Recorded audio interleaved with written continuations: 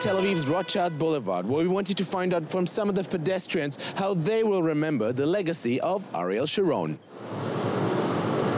Everyone knows about his fighting throughout his conquests in his army, as well as giving back a certain amount of lands that he himself conquered. I will remember him two ways, from his early career, but also as the man who moved Israel out of places that it didn't want to live anymore. He was responsible for getting out of Gaza. He went against his own voters, but I believe it was for the overall good. I remember him as a great leader, as a strong man.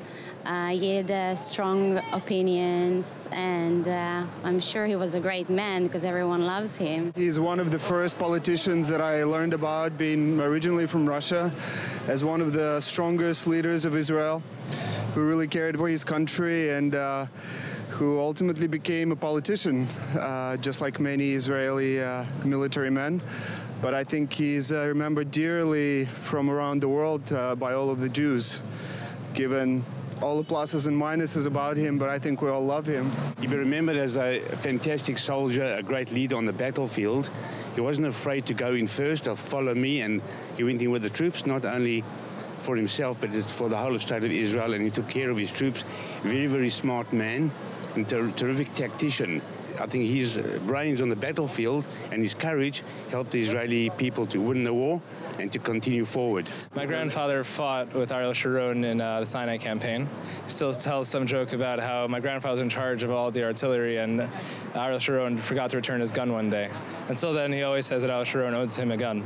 I remember the interview that I had with Ariel Sharon in 2003, particularly the last question. I asked him what he was doing after completing his job, his mission. He said, I want to go to my ranch to be with the flowers, with the animals, with the nature, with the hand, because this is the source of my strength. He was able to change the course of history.